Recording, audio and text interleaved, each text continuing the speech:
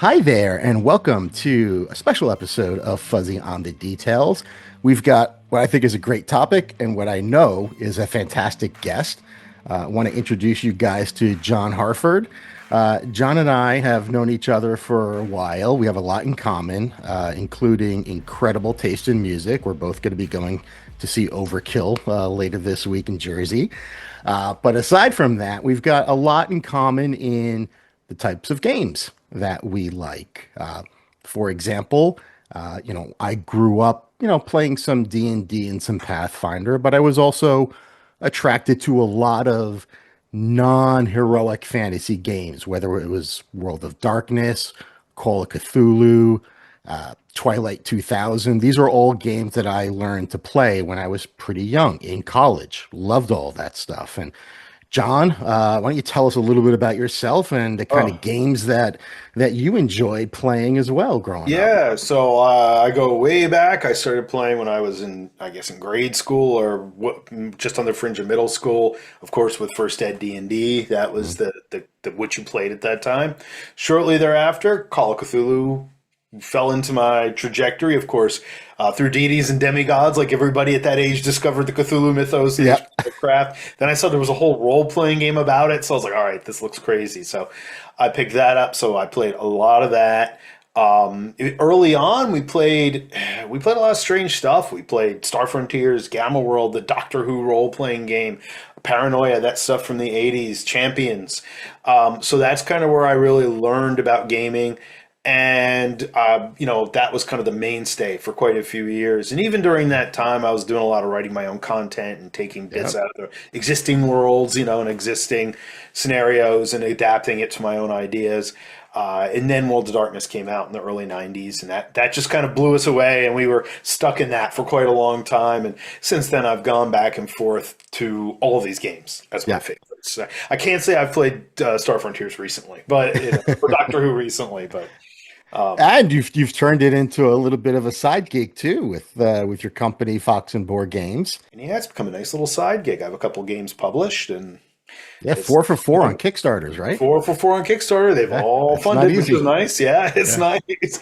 One by the skin of its teeth, but that's okay. It's still it still funded. counts. Yeah, Shadow West was successful. It was very successful beyond what I ever imagined. So So because we've had so much in common and because we had an yeah, opportunity to hang out at Page, which was my first con, we started talking a little bit about this concept of emergent storytelling, which is pretty sure. hot in the kind of D&D sphere right now Yeah, online.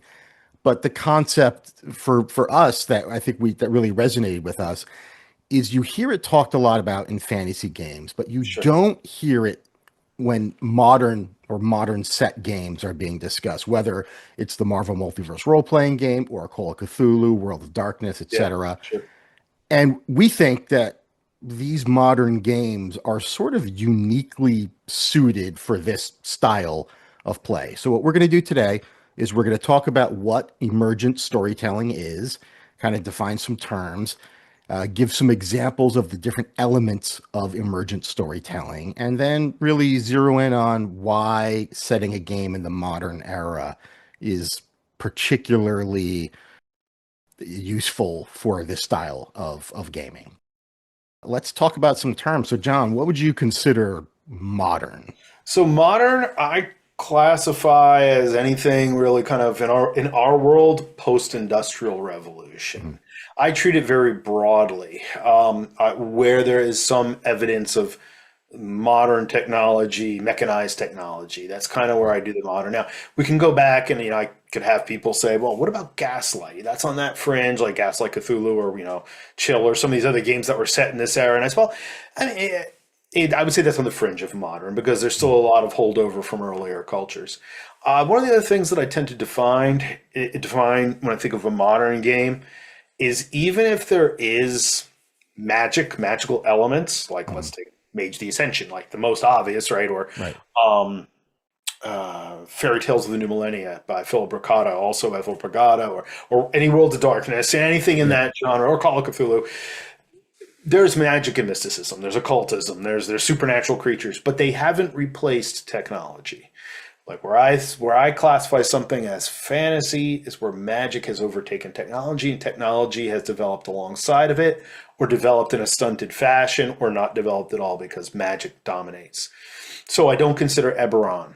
Like Eberron's still fantasy because the magic is the technology. So Yeah. that's kind of where I draw that line. And then the other term we can define is real world. You think of the multiverse, Marvel Multiverse. There's a infinite number of real Yeah, sure. worlds. There's a lot of real worlds. And there's always these little differences between them. So it doesn't have to be exact. It could be even a kind of a twisted little version of it. But for me, setting something in the real world means there's so much that you do not have to explain. You don't have to refer to a map on your wall. You don't have to wonder about how long it takes a certain type of horse to get from point A to point B. You don't have to explain what a phone is and how it works. These are things we all understand intuitively. And for me, the benefit of that is that reduces the cognitive load that I have when I am running a game. And specifically, when I'm running a game kind of off the cuff and I am indulging maybe a player's desire to go, in an unexpected direction. I don't want to say off the rails because I love life off the rails, Mm-hmm. especially when I'm narrating. But for me, it's so much easier to do that because you can just say, "Oh, you want to go over there? All right, I know what's over there because I've been there in real life, or I've read a book about it, or I can bring up a Wikipedia article really quick." Mm-hmm. Even in Call of Cthulhu, and this is one of the reasons why I think you're right, is that 1920s era is kind of right on the line. You can still open up a Wikipedia article and learn Right. what type of Sure. cars there were at that time, what hotels were around in New York City I, at that I time. just I just during the last game I or the this last scenario over the last month or two I was texting people pictures of the car that they're driving and the hotel they were staying at in Newport, Vermont. So Yeah. perfect example, right? Like I found those exact things online and said, "Oh, by the way, this is what they are." So right, Yep. I didn't have to spend 2 minutes describing it to them, or Right. 3 minutes describing it to them. And English is English, right? You don't have to put Right, on a right, fancy accent or sure, anything or right, learn yeah, old yeah, English. So that's modern real world. There's a lot of games that fit into that collection. yeah. Mhm. So now that we've got that defined, let's talk about emergent storytelling. So Okay. what is when I say emergent storytelling, what does that mean to you? So my thought is that there's no predetermined plot line or narrative that the GM has in mind, that the story is created by the player decisions and the player actions as they move through the environment. Mhm. And I would have gone back, and as I mentioned to you when we were discussing this, what's funny is like the week we were coming on to discuss this, that very morning, in fact, there was a whole discussion about this on my private chat list of my Yeah. friends I've been gaming with for 30 years of about things being emergent. What's that mean? What's it mean as far as old school role playing? And I don't know if that's jumping ahead. I think we're going to talk about that later, but Yeah. OSR, like, was that inherently emergent versus more modern forms of the game? And I think, and what I said to them, and I believe I touched on with you, is that, well, okay, but let's say this plot is just go find this magic sword. Like, does that count as a plot? And I would say that counts as a hook, right? Yeah. The I plot agree. would be as if I already had predetermined plot points in the game at which the villain reveals they actually have the magic sword, and then there is a orchestrated chase through this scenario that they have to succeed in this chase to get to the next narrative point. That's where I think it's narrative. I don't believe that's emergent, right? That is Right. a predetermined narrative structure. Emergent would be the sword is somewhere on this map. You have to dig around in these rooms, and then the NPCs or creatures or traps that you encounter are what tell the stories about your character. Yeah, exactly. And yeah, it's to me, it's rather than you as the DM, the narrator, laying out what you think the party is going to do and then plot each one of those challenges along the way and then get upset when they go off the rails and then Right, you did all of this homework and now they're right, never right. going to do it. So you kind of figure a way to force them back onto the rails for you, not for them. Emergent storytelling sort of prioritizes the player's choices, Yeah, absolutely. and their natural, their characters' reactions to these Right.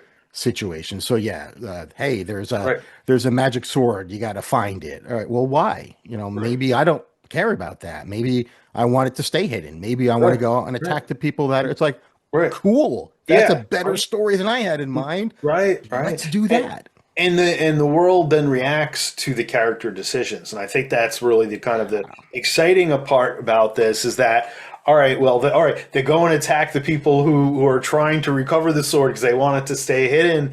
That sets this whole other set of options up within the game that wouldn't have existed if I had made them follow that plot that I had laid Yeah. out. Yeah. And a lot of times, like you hear about this concept of player agency. What's your take on that term? Because I've heard people define that player agency term in different ways. On one hand, you have like when I was running Down the Dark Stairwell, the Shadow Dark event at Page, where that was all player agency. We just started out with a raw map. We started out with random encounters for the most part, Mhm. and the players just went. And sometimes I had 3 players, sometimes I had 12 players sitting there. So it got very different every time. Player agency, I think, is just ultimately the player making the decision for the character with little or no real prompting or predetermined decision making by the GM. Yeah. But then there are situations too where as a GM, maybe they have to get to a certain point, right? So then you start to waver on that. Well, am I railroading? Or is it just that clue is there and they have to find it? And the agency is then in their territory that they have to be motivated enough to decide they're going to follow that path, they're going to find this clue, and they're going to go respond as they choose. Yeah. And agency is kind of a two edged sword Of there course, yeah, because it requires the yeah, players to yeah, be very present, yeah, to yeah, take control, to drive, right? You as yeah. the narrator or the GM, you just can't take your hands off the wheel Right, and then right, not have them grab hold. Otherwise, right, you're going to right, right. crash. But yeah, I think if you keep running that type of game, players that maybe were accustomed to the railroad, and I've seen actual plays where you see players passively sitting back, Oh, just waiting for the DM to tell them what kind of roll do I have to make to figure out the clue so you can advance us like we're playing a computer game to the next level. and also agency is a weird discussion, especially like in horror gaming, because part of horror is losing control of yourself, right, and your environment. So sometimes you have to do this. Like I always joke in Call of Cthulhu, this is the one game where I don't have to be fair or nice to you, and players who are there for that are there for that. They know what they're getting into, but then you start to decide like how much agency is there in a game that is horror focused. Right. Because part of it is to take their control away and to make them feel afraid for their character. So it is weird. It's a double edged sword, and it's It's it's a tough thing. it's interesting what each game decides to call Right. their Right. GM, right? When you're Right. playing Right. Dungeons Right. and Dragons and Yeah. you are the dungeon Master. master, Right. that does Right. not Exactly. imply that the No. players are going to have a lot of say. Right. Right. But Right. World of Darkness, where you're the storyteller or the narrator for Marvel Multiverse, it's like certain games I think have identified that this isn't about telling people how to play the Yeah. game your way. It is about a more collaborative Yeah. experience. So I thought we could talk through a few examples of maybe things that we've done that are good examples of emergent Okay. Sure. storytelling. Sure. So I have one that I love this. This is back I don't know, 30 years ago, I guess. Mhm. We're playing Werewolf the Apocalypse, World of Darkness game. Sure. And I read, this is back when there were newspapers. Kids, newspapers are pieces of paper that had print on it that would smudge your fingers and turn them black that you would get delivered to your house every day and you could read and then throw away. So I'm reading the newspaper after my dad was done, and I was living in Jersey at the time. And there was this article about this factory that had burned down, and the people in town were actually kind of happy about it because there were a lot of ecological issues with this particular factory. But there was a court case because there was one wall still standing of this factory, and the law in this county was that if one wall is still up, it's a rebuild. Whereas if the wall was knocked down, you would need a new permit to rebuild that factory, and then that would never go through. Mhm. So they were fighting this in court. And of course, Werewolf is a very ecologically focused game. Yes. And you're playing these like big furry eco warriors. So I just put the newspaper article in front of a bunch of characters slash players and Mhm. said, what do you want to do about this? With no expectations. I mean, I had in my mind, Mhm. well, of course, this is run by the worm, right? That's not a Right. plot point. That is, we'll talk about this later. That is a faction. And of course, police are around, and you can't just do this stuff without getting that kind of attraction. And there are other factions at play here, but I had no expectations about how to do that. And of course, immediately everyone was like, we're going to knock down that wall, right? Yeah, yeah, that's yeah. You do whatever you want to do. I'm here to support your story. Yeah. That wound up being one of the most fun werewolf games I ever played I'm just because figuring to werewolves trying to figure out how are we gonna knock this wall down, right? Just all yeah, sitting there yeah, who's like the that's strongest? What do hilarious. we have to do? Who's going Yeah, to be right, on right. watch? And, you know, Do we call the glasswalkers for explosives? You yeah, know, yeah, it's like exactly. No, yeah, I do we just get to call get a right. Fenderson. Yeah. But yeah, like I remember that was not just the most memorable game, but in terms of the player agency, in terms of like the look in their eyes, the genuine mutual excitement that we had for this. And of course, I've did that with Marvel as well. I last year wrapped up this long Blood Hunt campaign where there was this inciting event where it was suddenly there are vampires. The curio shop that they were in gets attacked by vampires, and Mhm. then that's the inciting event. And I know that here are all the vampires and the different factions, and the question is, what do you want to do? You can approach this any way you want. I have no expectations. I know where all the baddies are, what they might do if you don't take action. How do you want to handle this? Early D&D, this is how we ran it. It's I would have an entire city. I said it in Greyhawk, so I'd have a city in Greyhawk made up with all the different bars and guilds and crafters. And there were whole game sessions where I just literally just turned the players loose in this city. And they would do things way above their level, which was hilarious. Like they were all second and third level. They were like, "Yeah, well, we found out this neighbor's a werewolf. Let's go kill him." So there'd be like these third level characters. Like, and in those days, you needed magic weapons or silver or Yeah. spells to, and it was hilarious because I remember there was just like this whole epic like storyline they made up about trying to hunt and kill this werewolf, and this went on for weeks and weeks, and they finally did it. It was very dangerous. It was very bloody, but it was something they just did off the top of their head. They didn't require my prompting. I didn't have to write specific parts for their character backstory to make sure they're interested. They were just existing in this world, and they were enjoying this experience of going out into this city that was, Mm. kind of an analog. I'd already been reading a lot of Fritz Lieber, so of course, the Living City was there Yeah. in my brain, and there was this. This was effectively, in essence, a dungeon crawl, but within a city confines, where they could go out to these different locations, find things, and get in trouble. Yeah. Call of Cthulhu, I think, has always lended to a little bit more of a narrative style, but yeah, just this last week, it was funny because I was trying to think of examples for this talk of emergent storytelling. I have dozens, but when you try to think of them, you're like, yeah, what was that or wasn't it? But this was just last week. One of my players, most of the group, they wrapped up the previous mystery up in Vermont, and they were going back to Rhode Island. And one of the players just decided, she's like, no, I'm just going to stay in Vermont. I was like, okay. She's like, I want to do some more research on that stuff that we uncovered and those creatures we saw. And so she does this research and she finds out there's this farm in Massachusetts that had been reporting the same types of creatures. So she developed her own little side plot that I had to just kind of narrate as she went along, of getting on a bus, trying to find this farm in the middle of nowhere in Massachusetts, and going to this old abandoned farm. And it was abandoned. The guy died a few years earlier, no relation to the monsters. And she investigated. She found a witch bottle in the chimney. I don't know if you know what witch bottles are, Yeah. if you know the old folklore of that. And the rest of the players were just they're like, oh my god, like did you have that? I'm like, no, I just was making that up as we went along. And the little guy was like, I want to go crawl around old barns now. He's like, I want to go find a witch bottle. So those are those opportunities that, and again, I think part of it is we have a lot of years of experience in game mastering and playing, so we have kind of an intuition about how to resolve these sorts of things.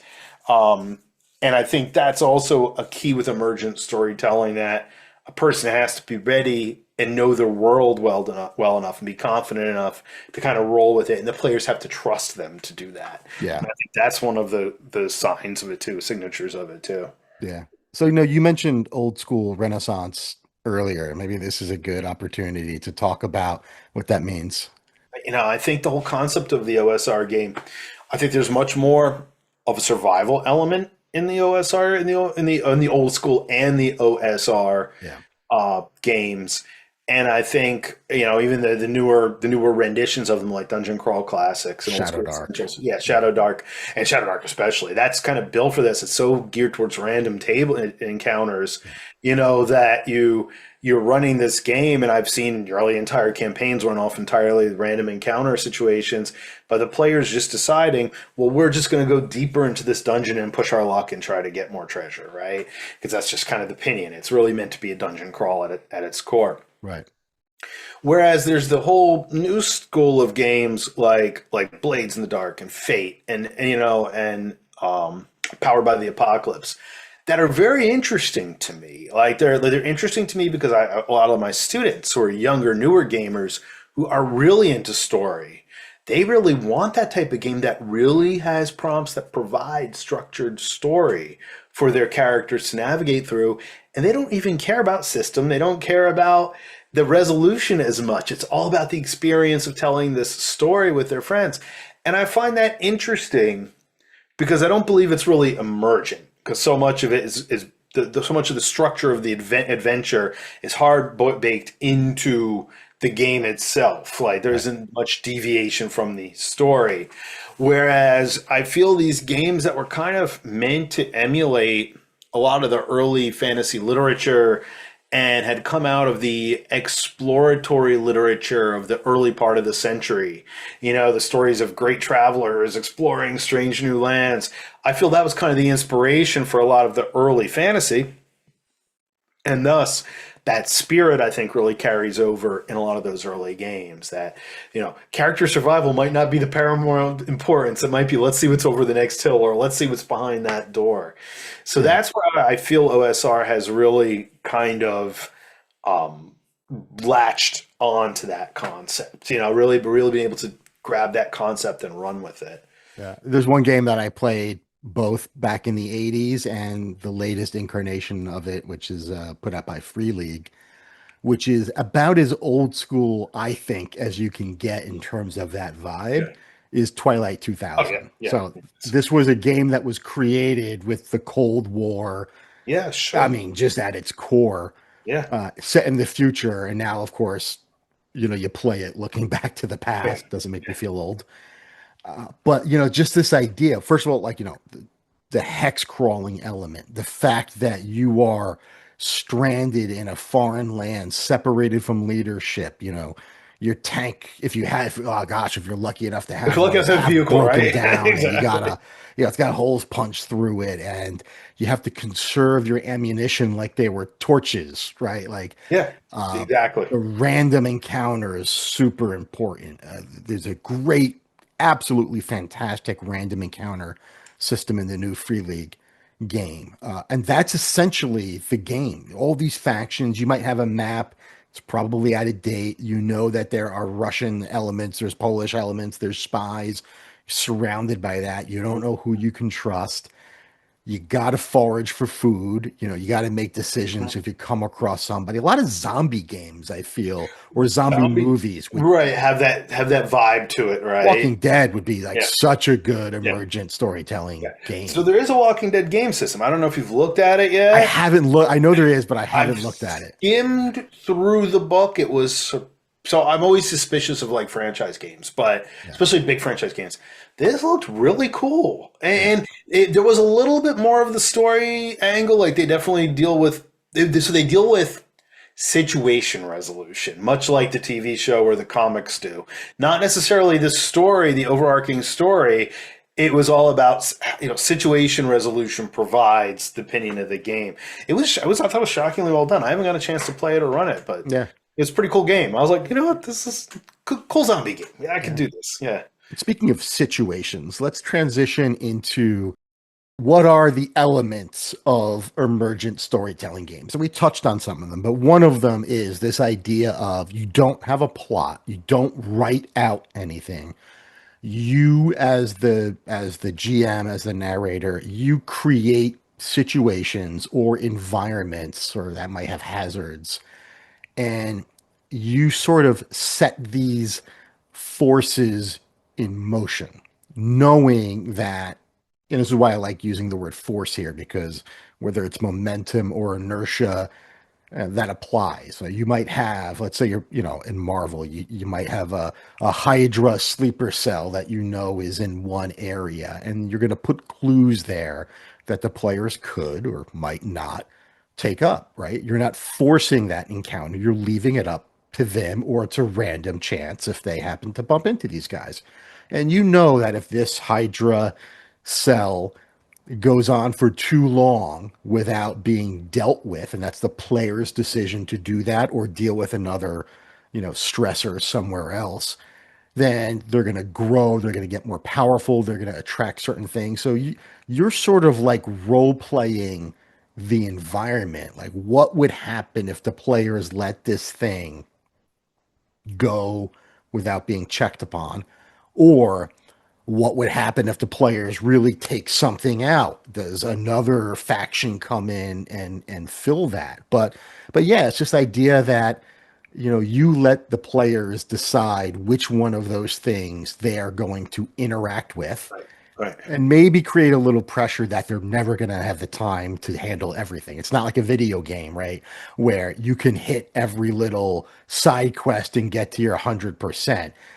No. And that's where the story comes from. The player decides this challenge is the one that I want to take. And then what happens is the plot just emerges from what they weren't able to do. Okay, you handle challenge one while you dealt with Hydra over here. What is AIM doing over there? Oh, they're getting stronger.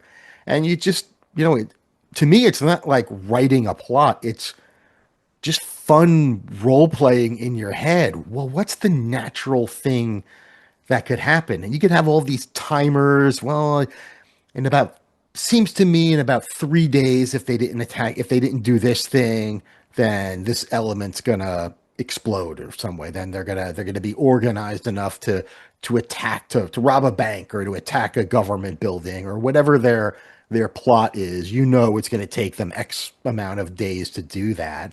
And you just kind of keep note of that. I don't use any strict timers. I don't keep track of anything. I just have a little mental timer in the back of my head.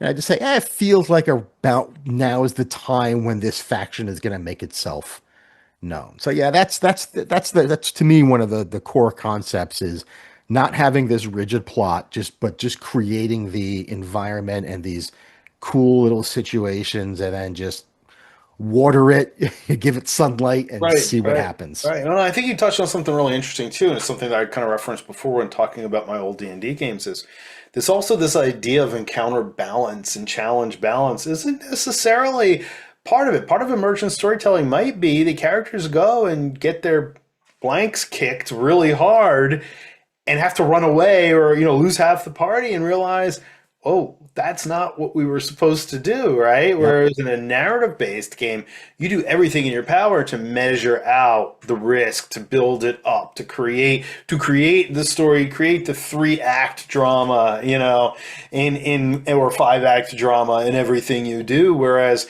that doesn't apply. It just Yeah. doesn't apply in these sorts of open world games and these sorts of, emergent games. It's like, well, no, you might all go try that and get killed, and a good GM, of course, gives tells. Right. If the entire countryside around this layer has been wiped out and there are bones everywhere, a bunch of third level players should go, well, maybe this is not a smart idea. let's talk a little bit about sandboxes because that's another Yeah, term that sure. gets brought up a lot. What's your take on Yeah, that? that's a tough one because I think Sandbox, I think the old like first generation MMOs, right? Which all Right. had all these qualities that you go out into Ultima or the original EverQuest and you were just this guy in this or girl in this world, this character in this world going like, all right, where do I go next? How do I not get killed? How do I form a living? I think the difference with Sandbox, so I think of Sandbox as a form versus let's say open world is sandboxes deal with this kind of closed environment that you don't have structure in, Mhm. but there is still an overriding confine. And much like many video games, this is how I kind of feel about them that there's this theme park feel. Yeah. You go to this level or this world, and I remember um, the one Star Wars, one of the old Republic games. That's how I felt about it. It was very cool, and it felt very open until you realize, okay, I go to this world, and this world is this theme park, And I mean, I've played plenty of pen and paper RPG, tabletop RPGs like this too, where yeah, we have all this freedom, but we get to this environment, we're still kind of in this enclosed environment, and we have freedom within that environment. And the sandbox is more about playing in that environment, not necessarily about you creating the character choices, creating the story in the environment. I Yeah. think it can be. I think a sandbox can be emergent, but I still think that it is in this parameter that you can't really necessarily break out of as a player unless the Yeah. GM decides you're going to. Yeah, I agree. A sandbox does not make a Right. game emergent Right. because, and I think, one of the reasons I like that theme park analogy, and that's a term that gets thrown around a Yeah, lot, sure. is it's the idea of you can go to any part of the theme park and you can hop on any ride at any time Right. and enjoy the experience, and you can do it in any order.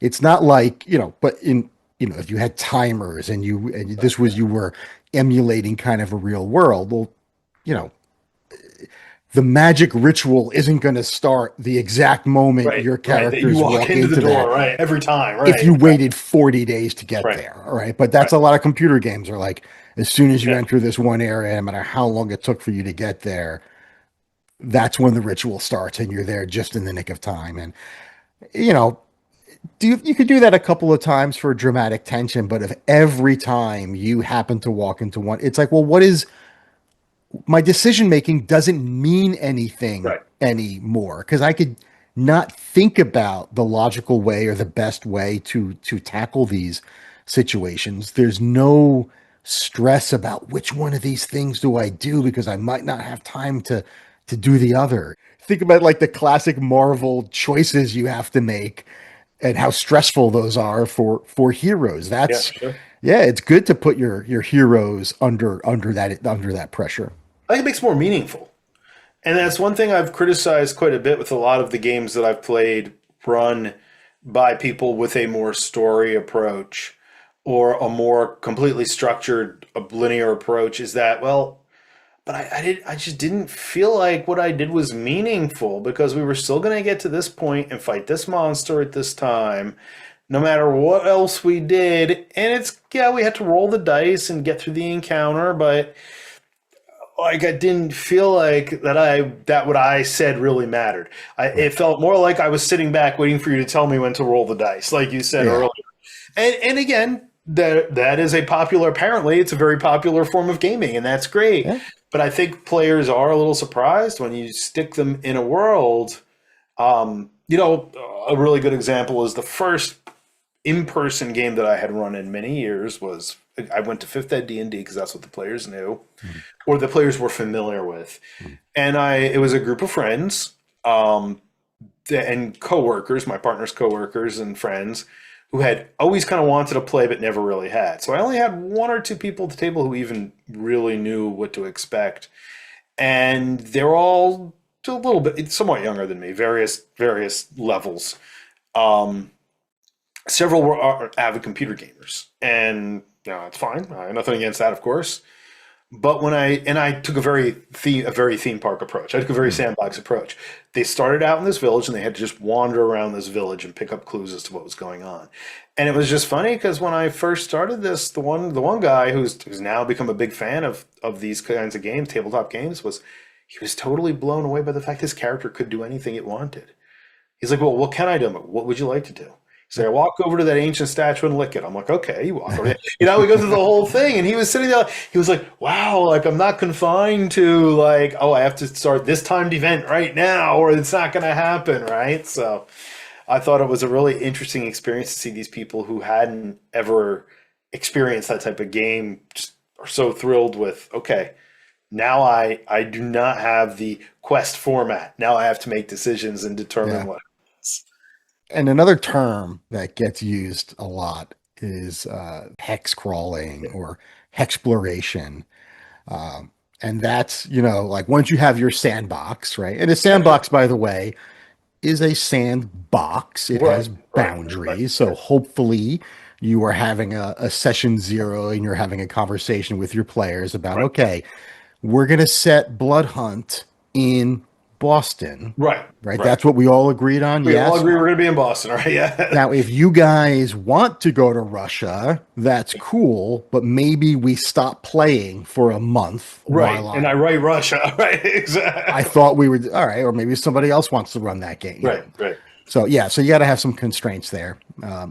But the idea would be you take this environment, this usually wild, untamed, maybe lightly mapped, right, lightly explored, lots of secrets and mysteries, and you throw a hex grid over it, and then you systematically explore that area and see what's within.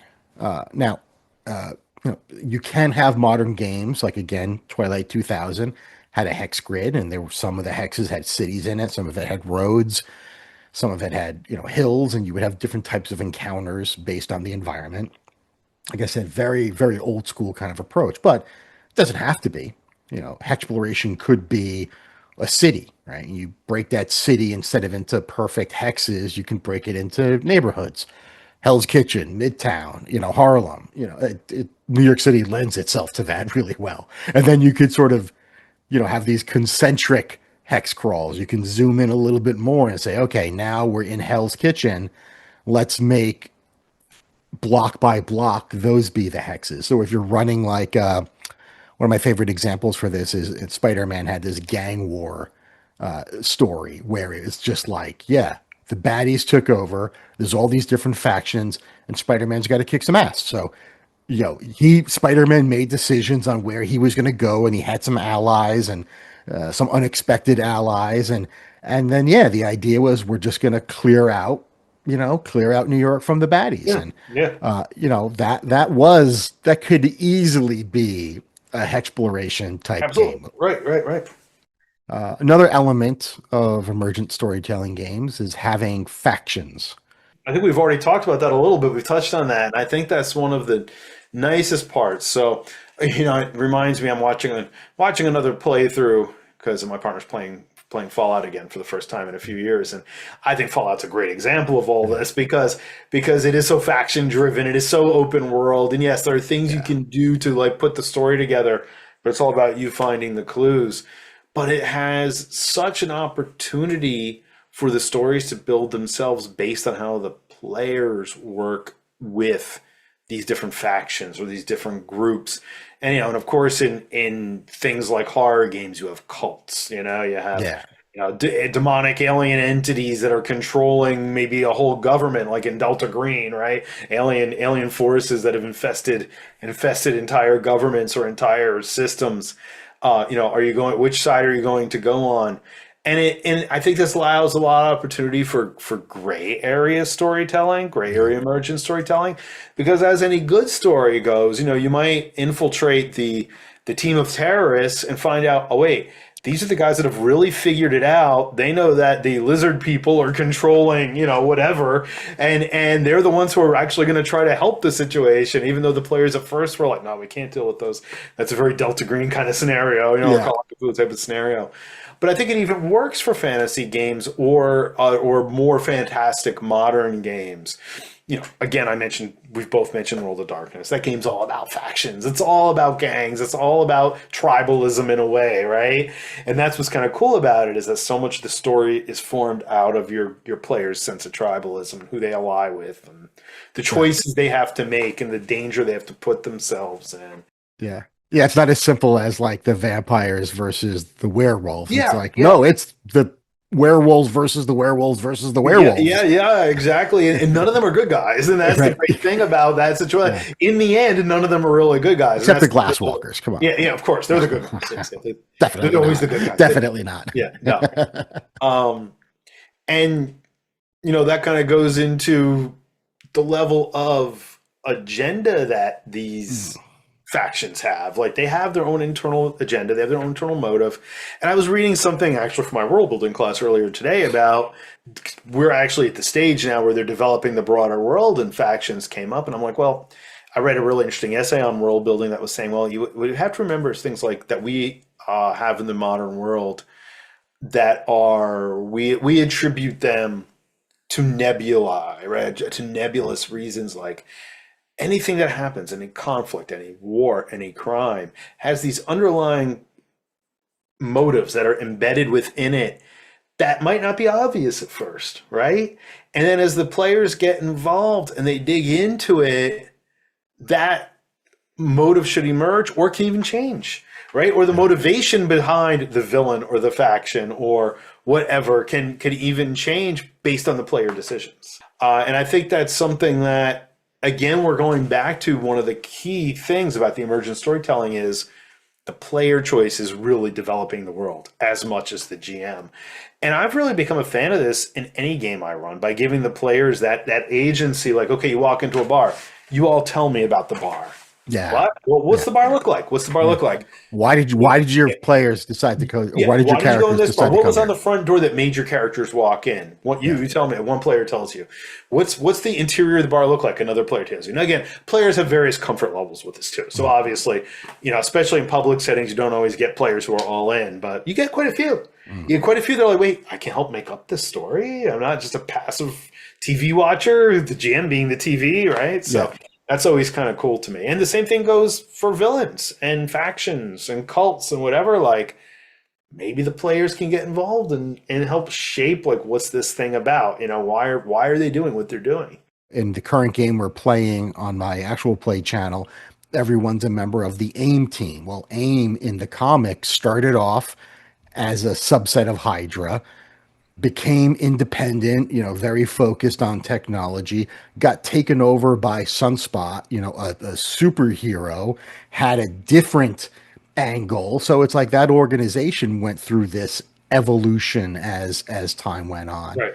And there's no reason X Factor is a good example too. Of X Factor started off at one thing and then became this more investigative group. And there's no reason you can't have teams or factions change their agendas up. That's what makes it exciting. Is that it's not like think about the excitement. If half the players want to join one faction and half want to join the other, and a whole story has been written, without you doing a thing as a GM, and you're like, okay, sure, we'll do that. Yeah, that sounds great. Yeah.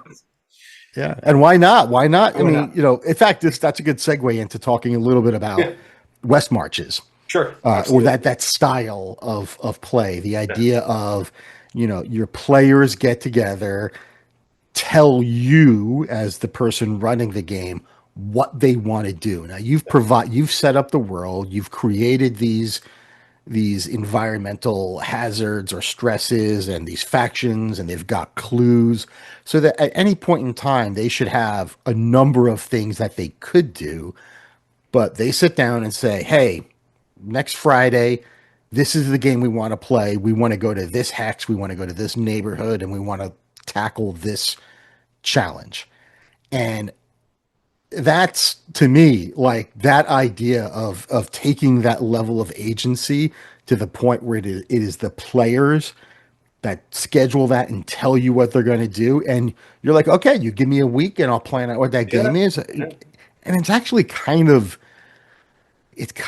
easy if you've set the Hmm. chessboard up and Hmm. the players tell you what they're going to do. All you got to do is react to that. Yeah. You know, if the world exists, all you have to do is figure out, all right, well, what would this faction with this agenda do in response to heroes coming into their Right. territory? Right. And then the plot sort of writes itself. And then you could say, well, what would they have done 2 weeks ago versus what would they do now? Right. They've had time to prepare.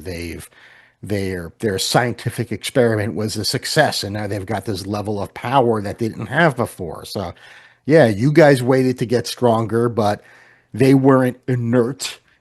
They were gaining momentum, and you think you're leveling up. Oh, I got a +1 sword now. I can Yeah. really kick their ass. Yeah. And you're Yeah. like, you're looking up in there and like, Yeah. oh, I'm fighting Voltron now. Right. This Right. is Right. Yeah. Yeah. Yeah. fantastic. Yeah. No, it's interesting too because what you said is really accurate. That sometimes these types of games can be very liberating as a GM, Oh and yeah, you realize, wait a minute, I don't have to overthink every single thing, right? Like it goes back to cognitive load, which you were saying. I don't have to do this, man. Well, and this actually started to segue into our next topic. yeah, Fairly well, fairly naturally. So, it allows a lot of opportunity for the customization. It allows a lot of yeah, opportunity to create an environment. You don't need endless pre-stocked and pre-built situations and dungeons. You don't have to memorize endless lore and you could literally pull out Google Maps for a modern game, right? And I think that's one of this modern setting advantages. We can shift down to that you doing this outside of a fantasy type setting, it's this great opportunity to utilize what's around you. And I know that that's one of the things I love doing is I try to do it with any sort of modernish game is sometimes it's cool to pick an exotic environment the characters have to travel to. yeah. But I always find it great to start where characters or the players specifically are familiar with. The current game is set in New England. One of our players, the Call of Cthulhu game, is in New England. One of the players is from New England. She's from Maine. The rest of us have been to Providence, Boston, etc. We're familiar with Lovecraft country, for lack of a better word. Right. So I don't need to have all this stuff like researched and made up. I could just go online and get the Boston Library map when they want to break in and steal the Necronomicon or whatever, right? Yeah. It's like, or go find the strange statue in the Boston Library. One game I set in Rehoboth Beach in 1979, and it was fantastic to pull up the actual street maps of Rehoboth Beach and the landmarks of Rehoboth Beach in Delaware in 1979 because all the players were very familiar with it. I made it a summer vacation adventure, which of course turns into a slasher, situation, but a slasher slash cultist situation. So, but that was one of the greatest things is that they could take their experiences. Our first vampire games were all set in New York City because we were playing in North Jersey and we were all familiar with New York City. So Right. it was so natural to just overlay these worlds and it allowed us to make our environment our own. And it's always so cool when you play one of these games that as a group you go to the real spots. You're like, oh wait, that's where so-and-so's character got thrown off a roof, and it's like it's kind of hilarious because you've created your own overlay of reality through this role-playing game over this environment without AI, right? I don't need AI or Yeah. augmented reality software to do it. I just was able to do it with my imagination, and that I think is one of the coolest things about it. Just Yeah. using what you have, getting players into the world they're familiar with, and their imagination gets freed up, right? Yeah. I don't have to describe the entrance to the cave. I don't have to draw endless maps of this castle that they're going to go to 2 rooms in and not use the rest of it. Yeah. I mean, you brought up Boston, and there's this. I mean, one of my favorite examples of this working really well is the Boston Library. So Yeah, uh, we had this we had this game set in Boston. I had all the neighborhoods. I just yeah, found a simple neighborhood map of Boston that I could break up into hexes slash neighborhoods. And I just found one sort of iconic building in each one of these neighborhoods that I thought in the back of my mind could be a focal point for an interesting series of battles. And so I chose the Boston Library, and I had that in the back of my mind. And finally, the time came when they went to go investigate that. So I started doing some research. I'm like, oh, what are some, let me dig a little deeper. Now the time has come. I got 2 weeks until the next game. Let me dig a little deeper into the Boston Library. And the shit that I found, the crazy stuff that is in the Boston Library that you would think came out of a Call of Cthulhu book Right. Right. blew my mind. There was this actual book called the Astronomicon. It's funny you mentioned the Necronomicon. There's a book Right. So called a this is real the life book. Astronomicon. Yeah, yeah, yeah. Yeah. And it's like I'm reading up on this. I'm like, oh my God. Like thematically, this Right. fits so Yeah. well into the game. And, you know, leaving yourself open and having that curiosity. I wonder if there's anything cool about this and being able to research that. Right. It opens yourself up to have these like magical moments in gaming Yeah. where after the game, we spent half an hour to 45 minutes after the game online. Like we Yeah. found an online Sure. book where you could read through it, and we're just reading the Astronomicon. Yeah. Yeah. Yeah. And one of the players actually went to Boston and deliberately did a Boston Public Library visit. Yeah. And so she took pictures, and I superimposed some of her character and some of the pictures that she took. And it's like, yeah, that's a level of engagement that's I think impossible. I'll say it. I think it's impossible to get that level of engagement in a heroic fantasy. Yeah. It's like Oh, you absolutely. can't go to Waterdeep if No. you're Right. Right. excited about the Right. Forgotten Right. Realms. Right. Right. Right. Right. And not only that, like, I think so much of heroic fantasy, like I kind of say, and I'm sure others have said this too, but I've said for a while, like to me at this point, D&D, and with that I will put in Pathfinder and Jira, has become its own genre. It's not even fantasy anymore. It's its own genre, which Yeah. is fine. And again, I play every Monday night in a long time fifth ed game, so I'm not busting on these games at all. That it is its own genre, but it has little or no relationship to the real world or our own medieval era or our own at this point. It really doesn't, and that's okay because it is a Right. pure fantasy game.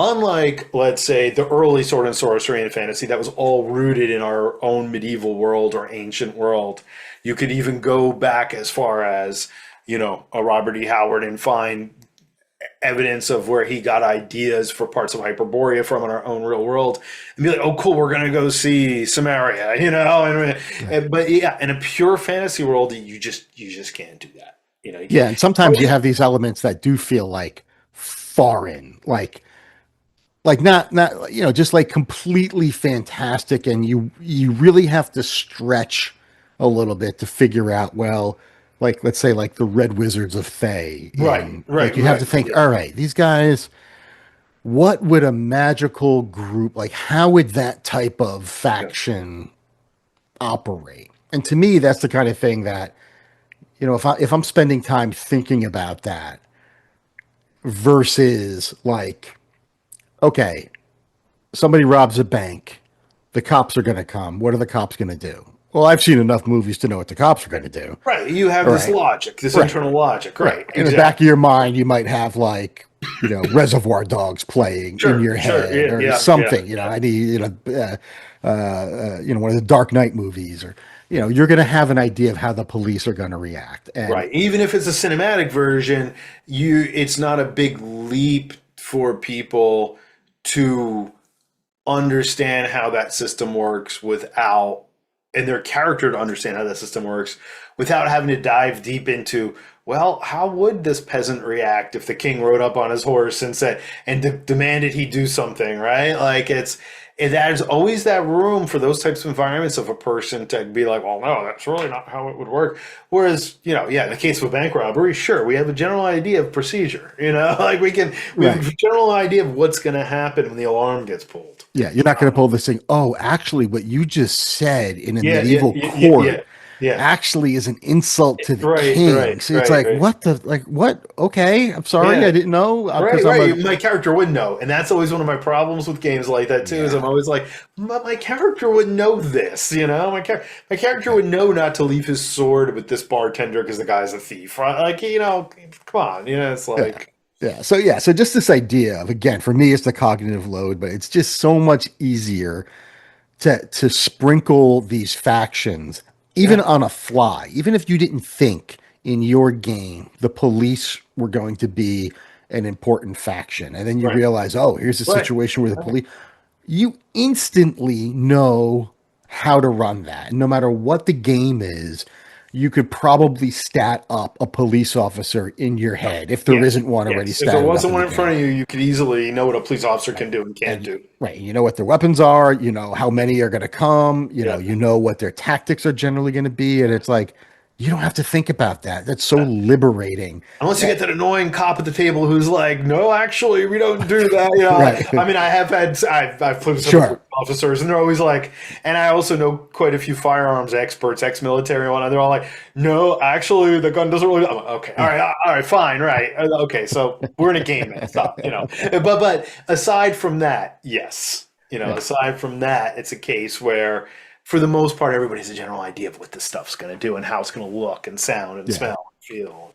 And even if you do have to like stretch a little bit, Sure, like that sure. Red Wizards of Fey example. So you've probably played through, I'm guessing, through Masks of Nyarlathotep in Call of Cthulhu. Have you? So, quite ironically, that is the one Wow. Okay. that is the one Cthulhu campaign I have neither read in full or run out of Wow. all of them. In fact, I almost bought their big The new one? the box set, the slipcase, edition, special edition box set. Just 'cause I have a very old copy of it, one of the first printings of it. And Yeah. I've just never sat and run through it and played it. Wow.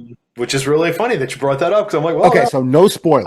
I, I, I've played so much of the content or run so much of the content, but not that one. So that's kind of funny. Yeah. All right. So well, I was gonna keep it You spoiler can free spoil, 'cause anyway. I'm gonna run it if anything. So that's, yeah. So You might yeah, want to, maybe for the surprise. audience. Maybe for the audience, they don't want All that. right, this is gonna be a big spoiler. There are Yeah. cultists No, shocking. Yes. in the adventure. Yes. Yeah. So even though they are, cultists of this, crazy entity, Yeah. the way they work is still kind of like modern.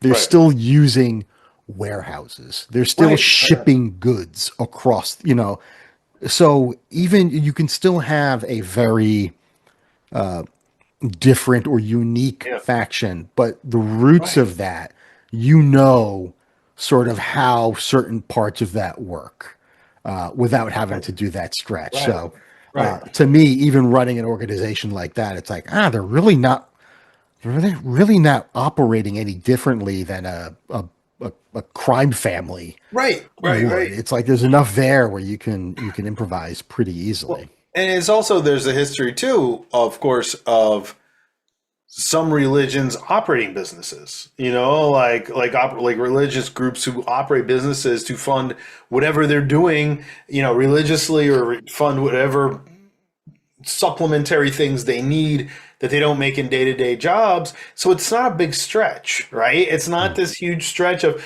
okay, but it's a cult, but they're importing, exporting, like Right. there have to be a cult to a deranged alien god, but it still is a model that we're familiar with in this world. We don't need to make this big deal out of, well, how are they actually going to do this? Can they really do this? So Yeah, and one of is maybe a good transition there is, knowing how the world works. Well, you also know what the world looks like. right, So in the modern, one of these advantages of playing in a modern setting is, in a fantasy hex crawl, all of that is unknown to you. sure, Maybe you haven't been in a swamp before, or maybe you don't have a lot of experience right, climbing mountains. right, So instead of this hex map that is this foreign looking world, right, in a modern setting, it's like a backdrop that yes, everyone, if you mention New York City, everyone's got some idea, right, even if it's wrong. right, right, You have an idea in your head. It could be the noise, it could be the smells, yeah, yeah. depending on how. For me, sometimes if it's the summer, it's the It's the smells are what smell. come to It's mind. very accurate. I always make sure I throw those descriptions in when we're playing New York City games in the summer. Yeah, but it's like, the what the people look like, what the Right. people sound like. It's like all of that stuff comes to you immediately Yeah. because you've got some regardless of the level of familiarity you have with a given city or town, I guarantee you have more experience with that, even if it's very, very little, than you have with Core Mirror or some Right, other right, sure, made sure. up place, Yeah, right? yeah, So absolutely. so maybe you read something that Ed Greenwood wrote Right. about Cormier in the 80s, and you can try and bring that up. But that to me, that just feels more like a lore dump Yeah, versus this yeah, emotional, memory that you can right. either share with the players or hell, that the players can share with you. That's right. Like the That's right. player can say, especially if you've encouraged this type of storytelling where the players can say something like, oh, I'm going to see, is there a hot dog stand or is there a Right, street meat, right, right. cart, Yeah, that I sure. can go by and pick up some falafel or whatever because they remember that one time they were in New York City Yeah, and that was a memory that they yeah, had. absolutely, absolutely. Yeah. It makes it more real for everybody. Like that's what I like about this sort of game and this sort of environment is that it makes it more real and exciting for everybody, you know? Yeah. And that kind of goes into like the instincts that characters have and how sort of natural their responses can be Yes, to this stimuli that you are describing absolutely. as a game master. Yeah. So it was funny, just going back to, and I thought I'd just throw this in, designing Shadow West, which for those of you who don't know, Right. this is not a commercial, but but I'll mention it. Shadow West, the game was Kickstarted, it should be released as soon as I get my proofs. Um, it is a Shadow Dark rules, but a dark fantasy western set in our own real West world. And that was actually one of my challenges in creating this game because hex crawling is a big part of Shadow West. And I'm like, okay, but part of the hex crawl is discovering the unknown. Part of the dungeon dive is discovering the unknown. And I had several people say to me when I was designing this, there aren't many dungeons in the Old West. And I'm like, it's true, and the game is really built for dungeon and hex crawl exploration, right? So I had to kind of think about this, and I had to think about exactly what you just said. Like, all right, well, but if the players are already familiar with what's in the Arizona territory, and of course the solution is because in Shadow Dark there's magic, there's monsters, there's the unexpected. So what you have is an overlay of the unexpected over the known. Right. And I wanted to make it. I didn't want to make it a fantasy with Western elements. I didn't want it to be a fantasy game with six shooters and steam power. I wanted it to be our old own West with this kind of dark overlay. Something. Obviously the next logical reference would be Deadlands, but it's not Deadlands. It has very Mm. little relationship to Deadlands except for we're sharing artist. But aside from that, but this is something I had to think of, and people were kind of urging me. They were like the one thing I got from a lot of the backers online was don't make it a story game. Like still make it a game in the old west that you have your plot, you have to go into the mine and find the lunatic that's hiding out in the mine that stole all the gold. Yes, that's your plot, right? But don't make it a story. Like we still want it to be this very explorative game, this very emergent type of game. So it was just interesting as you were talking about hex crawling. I was thinking like, yeah, I mean that was kind of the same kind of challenge that I was mentally facing when designing that. It was like, well, Now mine is a perfect dungeon. well, of course, the mine's a perfect dungeon, caves are perfect dungeons, and and there are I do have tips for say how do you make a small town feel claustrophobic? How do you make it feel dangerous? How do you make it feel unexpected? So Mm. these are things I had to consider of taking our own. And this is probably pre-modern by my own definition. This Right. is late 1800s. This is pre-modern. But how do you take a relatively familiar setting and one, still make it challenging, startling, surprising, unexpected, unfamiliar, and then also how do you keep those emergent elements, those OSR elements that people really wanted, versus making it a game about plots and stories and, having extended scenes that I've already pre-written into scenarios. So I've tried my best. We'll see. The masses are starting to respond, so we will be hearing more, I'm sure, about that, how successful that was. But Yeah. yeah. All right. So let's jump to the kind of like the last point here in Yeah, terms sure. of the advantage of setting an emergent Sure. game in the modern world.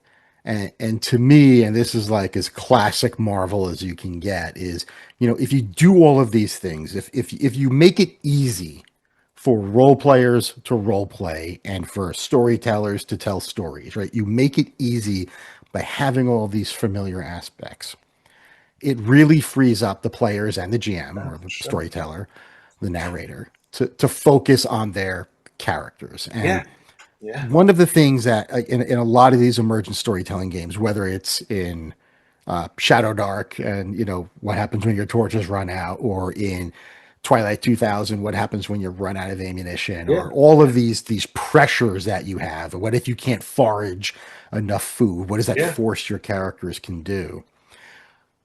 In an emergent storytelling game, those pressures are what drive Yes. or create the plot. Yes. So you can still have some kind of like resource management, but instead of like foraging or finding a safe place to camp in the modern world, just look at Peter Parker.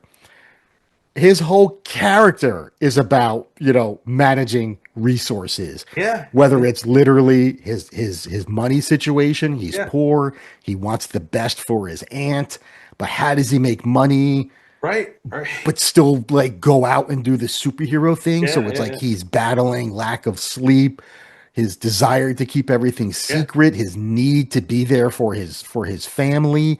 Yeah. And on top of that, how do I have a personal Right. relationship? Whether Right. so you Right. got Right. Gwen Yeah. Stacy and Yeah. MJ and all of that while he's How meeting does he other get? How does superheroes he make his exams when he's been out fighting crime all night and he doesn't have time to study? and then Right? He's school very and a practical. job and he's got J. Right. Jonah Right. Jameson and it's Right. like, oh my God, like that is the ultimate, I think, realization of all of this emergent storytelling thing.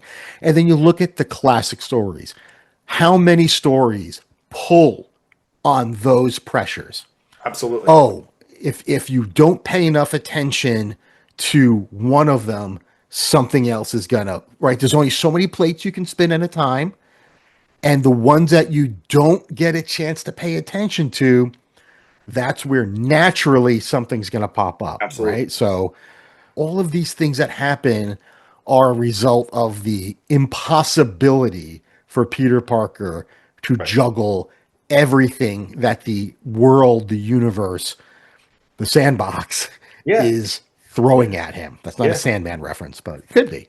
Right. Right. It could be, but right. And all of that, that's what leads to, I think, really better, I don't want to say better, let's say at least very, very deep role playing moments, because we've all been there. Like, Right. we know what it's like to Right. have a family member in need. We know what it's like to have a boss that's riding you. We know what it's like, maybe when we're younger, Peter Parker's age, like, how do I make rent? Those stories are so vital to us as modern people.